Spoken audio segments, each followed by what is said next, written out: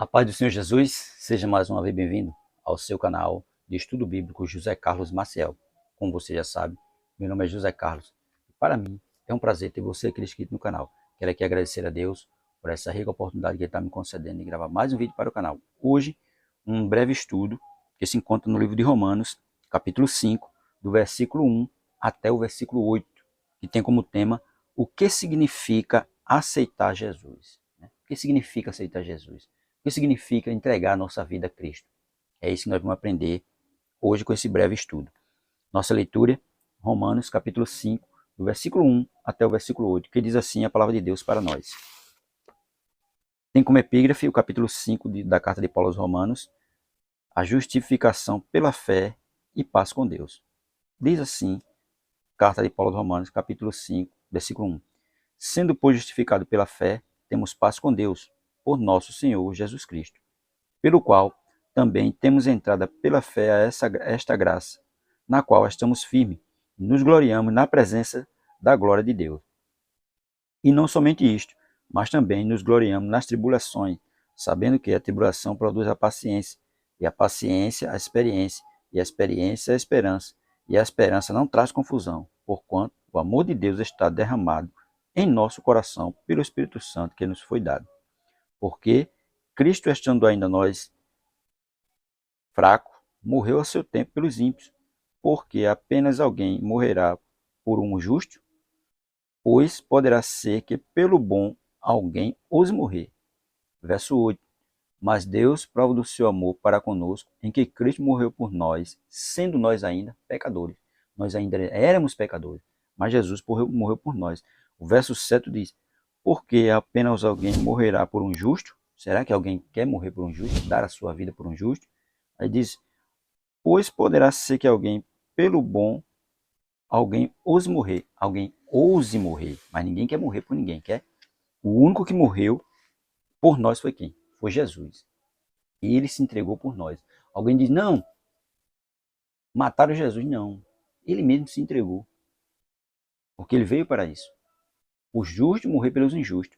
É por isso que o tema é, o que significa aceitar a Jesus? O que significa entregar a vida a Jesus? Porque Jesus morreu por nós. E o que significa isso? Diz assim também, aceitar Jesus é uma decisão pessoal que tem implicações eternas. Portanto, é preciso que você entenda o alto grau de importância deste fato e receba Jesus em sua vida como seu Salvador, Senhor e como sua esperança para a eternidade. Porque a única esperança para a eternidade nossa é quem? Jesus Cristo. Porque ele veio morrer em nosso lugar. Ele se entregou em nosso lugar. Ele carregou a cruz em nosso lugar. A cruz que era nossa, quem levou foi ele. Primeiro ponto nosso diz assim, o que significa a expressão aceitar a Jesus? A expressão aceitar a Jesus é muito utilizada, e com toda razão, para descrever o momento em que uma pessoa não crente, um momento em que uma pessoa não crente, após ter ouvido a mensagem do Evangelho em uma pregação, em uma conversa com um amigo, ou na leitura de um folheto, ou livro cristão, decide entregar a sua vida a Deus. Porque pregação é de várias formas. Alguém que lê uma literatura, alguém que falou de Jesus para outro, alguém lendo um livro, alguém lendo um folheto, tudo isso pode gerar fé na pessoa e a pessoa se entregar para Cristo, que é o que muitas vezes acontece. Aí, decide entregar a sua vida a Deus depois de ter feito tudo isso. Um livro cristão, um folheto, um amigo que falou de Jesus para ele, uma literatura, ouvindo uma pregação, aí ele ouviu tudo aquilo e decidiu entregar a vida dele para Cristo. Pedindo perdão por seus pecados e crendo que o sacrifício de Jesus na cruz é suficiente para aproximá-lo de Deus. É claro, ele vai pedir perdão de todos os seus pecados e a partir do momento ele começa a crer que o sacrifício de Jesus é o suficiente para pagar o preço que o pecado exigia. E é o suficiente para aproximá-lo de Deus. Porque enquanto nós estamos sem Jesus, nós estamos distante de Deus. Mas a partir do momento que nós aceitamos a Cristo, nós passamos a fazer a parte da família de Deus. Com certeza você já recebeu muitos convites na vida Alguns deles você aceitou e outros foram considerados não muito importantes ou simplesmente não puderam ser atendidos. Aceitar Jesus é o mais importante convite feito, pois Deus é quem convida e nós optamos por aceitar esse convite ou não, é claro, porque aceitar Jesus é uma opção, ou aceita ou não, né? Por isso que Deus deixou para o homem o livre-arbítrio. Ele aceita Cristo se ele quiser. Tem aqueles que vão aceitar? Tem, mas também tem aqueles que vão rejeitar. É um momento único e a decisão mais importante que uma pessoa pode tomar, pois tem resultados que ultrapassam o tempo. Aceitar Jesus faz com que haja um vínculo entre Deus e a pessoa arrependida. Faz com que suas orações sejam ouvidas e que ela traz paz e seja amiga de Deus, né? A partir do momento, faz com que suas orações sejam ouvidas, né? Porque até o momento que nós estamos de Deus, estamos caminhando no pecado, as nossas orações não são ouvidas. Porque a única barreira entre o homem e Deus é o que? É o pecado. Então, quem está no pecado, né, fazendo só a vontade da carne, as orações deles não é ouvida. Só vai ser ouvida a partir do momento que ele aceita Cristo. Por isso que ele diz, faz com que suas orações sejam ouvidas e que ela tenha paz e seja amiga de Deus, né? A partir do momento que nós aceitamos a Cristo. Porque Cristo, a partir do momento que nós aceitamos Ele, Ele perdoa todos os nossos pecados e joga eles nas profundezas do mar e do qual não lembra mais. Aí agora nós passamos a ser que amigo de Deus. Esses são apenas alguns aspectos do que significa aceitar a Jesus. Portanto, não basta apenas você saber quem de fato é Jesus. É preciso decidir entre aceitá-lo ou rejeitá-lo. Porque muita gente conhece Jesus. Muita gente já ouviu falar de Jesus. Mas, no entanto, não aceitou ele ainda para morar no céu, né? Por isso que diz, não basta só conhecer. Não basta só saber. Tem que aceitar. Mas aí cabe ao ser humano. Ou aceita ou rejeita. Segundo ponto. Aceitar Jesus implica tê-lo como seu Salvador. Deus, por meio de sua palavra, deixa claro e de forma incondicional que a humanidade está caída em seus pecados e não pode sair desse estado sem o auxílio salvador do próprio Deus. Apesar de o pensamento vigente de nossos dias em relação às questões de fé, diz que cada pessoa tem uma verdade particular, pois não haveria uma verdade absoluta. Hoje muita gente diz que a verdade dele é que prevalece, mas a verdade dele é enganosa. A verdade que prevalece é a verdade divina. E que todos os caminhos levam ao mesmo lugar. Deus diz que apenas Jesus é o caminho, a verdade e a vida. Só Ele pode garantir a salvação do homem e a aproximação deste com Deus. É claro, Jesus deixa bem claro lá no Evangelho de João, capítulo 14, versículo 6, que Jesus disse, eu sou o caminho.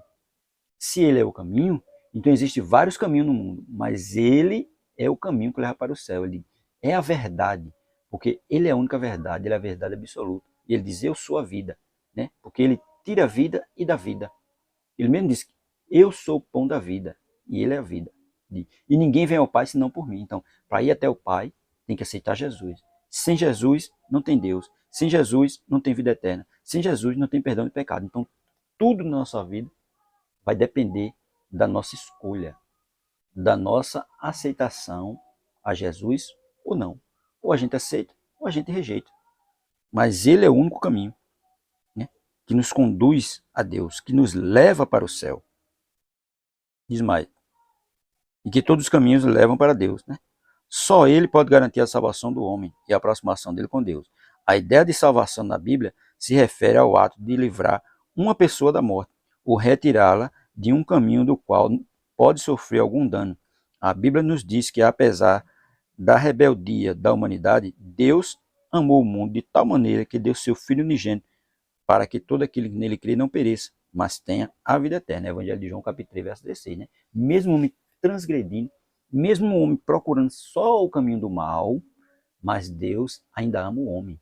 E Ele ama de uma tal maneira que enviou Jesus Cristo para morrer na cruz do Calvário, para pagar o preço que o pecado exigia. Porque o homem em si ele não tem condições de salvar a si mesmo. E não tem. O homem não tem condições de salvar a si mesmo. O homem não tem condições de perdoar os seus próprios pecados. O pecado dele só é perdoado através de Cristo. E ele só consegue a salvação através de Cristo. E mesmo ele transgredindo, mas Deus ainda ama o homem. Ainda ama a humanidade. Em nenhum momento da história alguém, além do próprio Senhor Jesus Cristo, ofereceu aos homens o perdão de seus pecados. Nenhum homem pode perdoar seus próprios pecados, nem oferecer a vida eterna a si mesmo. Tá vendo? Nem ainda ser considerado justo pelo próprio Deus. Se não for pelo sacrifício de Cristo na cruz, Deus mesmo se não for o sacrifício de Cristo na cruz, Deus mesmo ofereceu, né, em Jesus o caminho para que o homem não morra nos seus pecados, cumprindo desta forma o que diz a Escritura: a salvação vem do Senhor, sobre o teu povo seja a tua bênção. Salmo 3, verso 8. Tá vendo? A salvação vem do Senhor. E a salvação é conseguida através de quem? De Jesus Cristo. Nenhum outro homem há dado entre os homens debaixo do céu do qual podemos ser salvos. E a salvação só em Jesus. Essa salvação é um presente de Deus àqueles que creem que Jesus é o suficiente para transformar o homem. Efésios capítulo 2, verso 8. Pela graça sois salvos. E isso não vem de vós, é dom de Deus. Tá vendo? A salvação, tudo quem promove, quem faz a respeito da salvação é quem é Deus.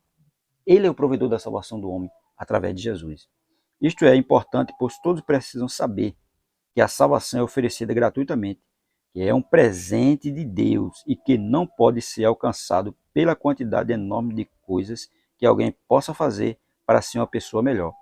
Tá vendo? Por mais que a gente faça alguma coisa, isso não garante salvação para nós. Isso não garante que nós seremos melhores do que as outras pessoas e por conta disso seremos salvos. Você pode fazer o que você for na sua vida, pode fazer o que você fizer no mundo, mas para ser salvo, tem que aceitar Jesus Cristo. Tem que entregar a sua vida a Ele. E se não entregar a vida a Ele, não há salvação. Aceitar Jesus implica tê-lo como seu Salvador. Nenhum profeta, líder ou outra personalidade na história ofereceu a salvação dos pecados a seus seguidores. Por meio de seu próprio sacrifício, Jesus sim, ninguém, além de Jesus Cristo, é capaz de oferecer à humanidade a salvação de seus pecados e cumprir o que está prometendo. Tá vendo? Por mais que a pessoa tenha seguidores, por mais que a pessoa tenha, né, pessoas ao seu redor, mas ele mesmo não pode salvar nenhum deles. Ele mesmo não oferece salvação a nenhum deles. E ele mesmo não pode cumprir nada a respeito daquelas pessoas. Mas Jesus não. Jesus salva. E Jesus cumpre tudo o que ele prometeu. Enquanto as outras pessoas, mesmo ele sendo um profeta, mesmo ele sendo um líder, tendo vários seguidores, mas ele não pode salvar nenhum deles. Ele não pode cumprir nada a respeito deles. Mas Jesus salva e cumpre tudo o que ele promete a respeito de seus servos, a respeito daqueles que o aceitaram como seu único e suficiente Salvador. Diz mais, aceitar Jesus implica tê-lo como seu Senhor. Na esfera espiritual, existe uma relação de senhorio e servidão. O apóstolo João descreveu assim quando disse: quem comete pecado pertence e serve ao diabo, porque o diabo peca desde o princípio. Para isto se manifestou o Filho de Deus, para desfazer as obras do diabo. 1 João, capítulo 3, verso 8. Neste verso vemos que quem tem uma vida envolta em pecado é servo do diabo. O apóstolo Paulo confirma a ideia dessa relação de senhorio e servidão na carta aos Romanos. Vocês foram libertos do pecado e se tornaram escravos de Deus para fazer o que é direito. Romanos capítulo 5, versículo 18, né? Porque quem estava preso ao pecado estava servindo a quem? Ao diabo.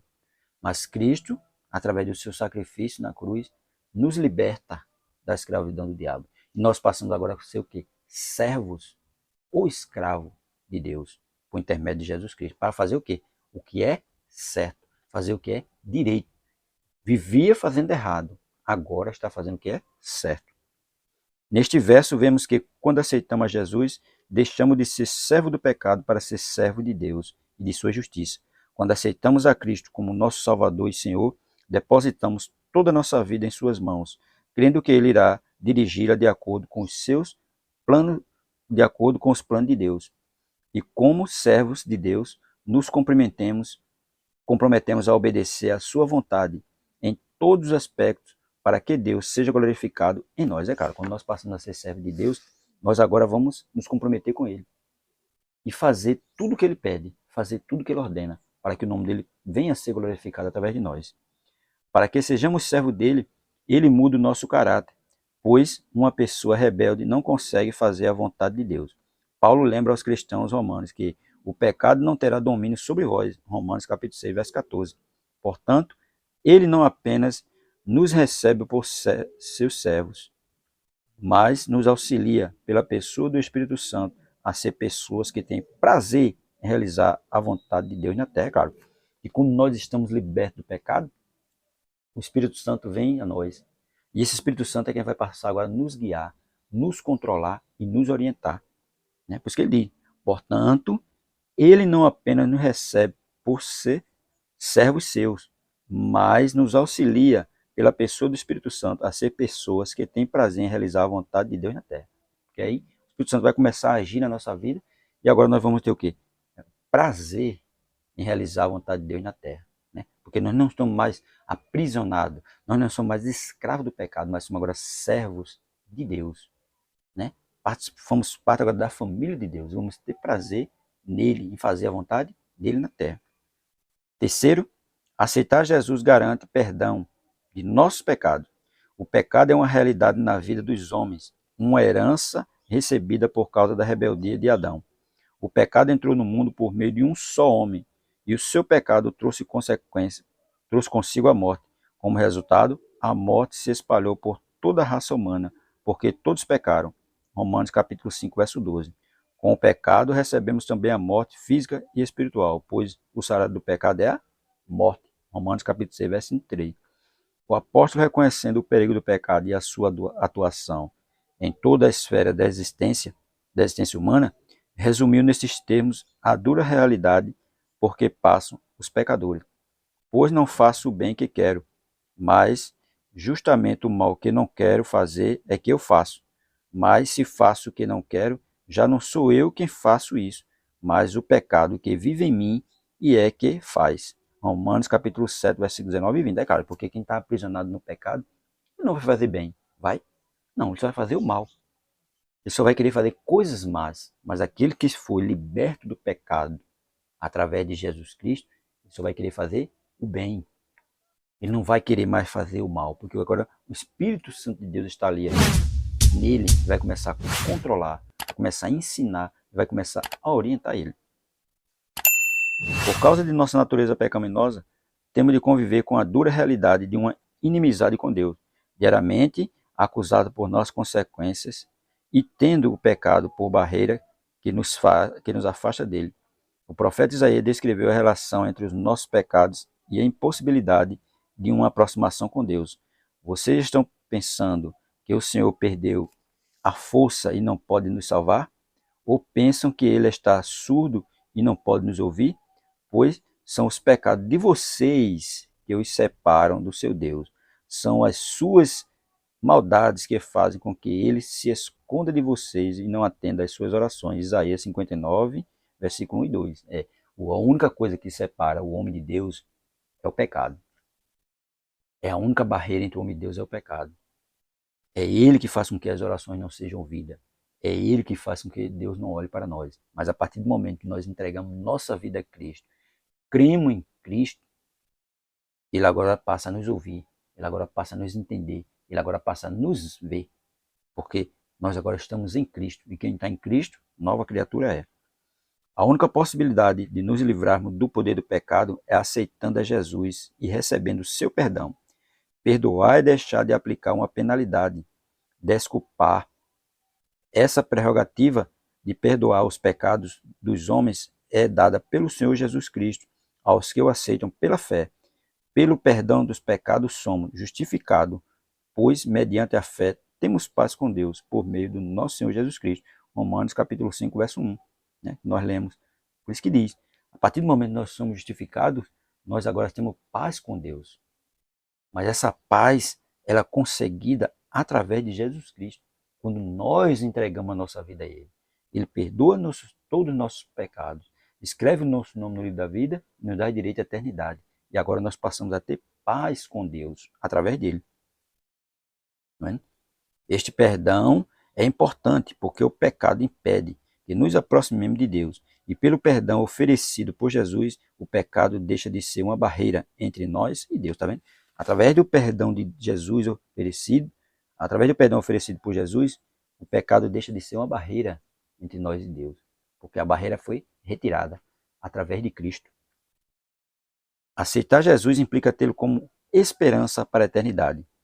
A vida eterna é uma realidade para aqueles que aceitam a Jesus como seu Salvador e Senhor, diferente dos que ensinam alguns sistemas religiosos. A Bíblia deixa claro que há apenas uma vida terrena que começa com o nascimento da pessoa e termina com a morte, e não recomeça em outro corpo de carne e osso, com o objetivo de um posterior aperfeiçoamento ou quitação de débitos deixados em uma vida anterior, né? Porque alguém morre, diz que morre e vai ressuscitar, vai reencarnar em outra vida para pagar aquele. Não, não é assim. Quem morre, morre só uma vez. O plano terreno dele acabou. Ele agora vai para o plano espiritual, né? Por isso que ele diz, deixa bem claro aqui para nós, né? Ele vai dizer, diferente do que ensinam alguns sistemas religiosos, a Bíblia deixa claro que há apenas uma vida terrena, tá vendo? Há apenas uma vida terrena, que começa com o nascimento da pessoa e termina com a morte, e não recomeça em outro corpo de carne e osso, com o objetivo de um posterior aperfeiçoamento ou a quitação de débito deixado em uma vida anterior. Cada pessoa tem de morrer uma vez só e depois ser julgada por Deus. Hebreus capítulo 9, verso 27, tá vendo? Morre só uma vez. Depois da morte, você vai o quê? Segue-se o juízo. Galardão para um, condenação para outro. Por quê? Aquele que vai receber galardão é o que viveu e aceitou Jesus como seu único e suficiente Salvador e procurou fazer a vontade de Deus na terra. E aqueles que vão ser condenados é que rejeitaram, viveram só pecando.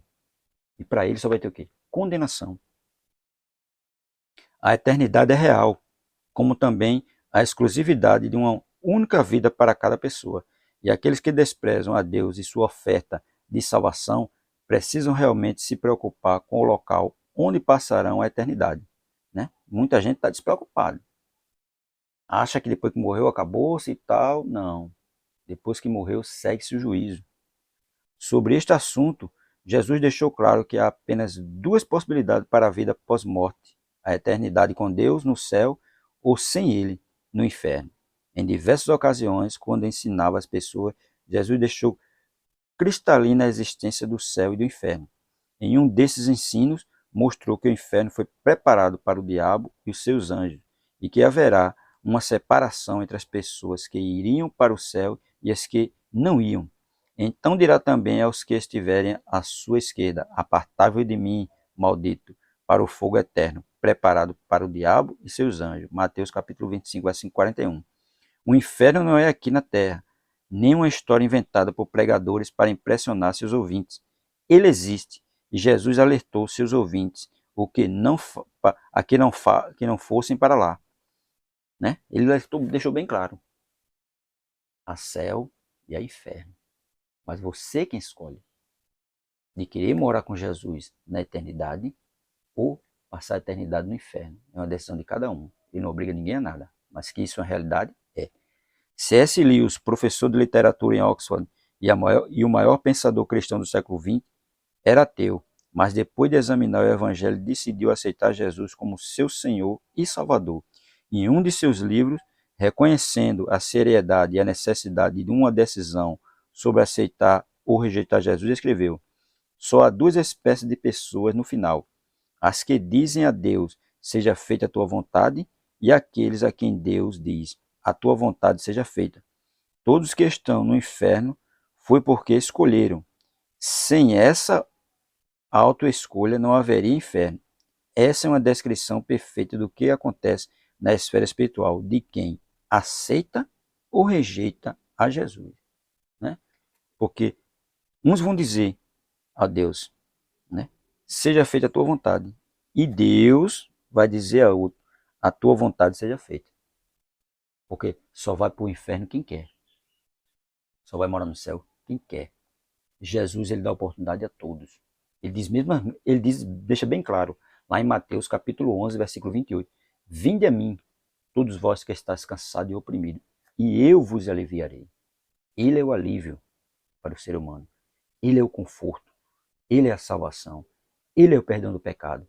É Ele que escreve o nome do homem no livro da vida. Então, aceitar Jesus tem muitas implicações. Tem gente que acha que aceitar Jesus é dizer: eu aceitei Jesus, Jesus mora no meu coração. Não, ele não quer morar só no coração. Ele quer do homem espírito, alma e corpo. Ele quer controlar esses três. Ele quer cuidar desses três. Ele quer ensinar esses três. Então, aceitar Jesus não é só dizer que tem Jesus no coração e viver de acordo com o mundo vive. Aceitar Jesus é viver de forma diferente. É andar diferente, falar diferente, viver diferente.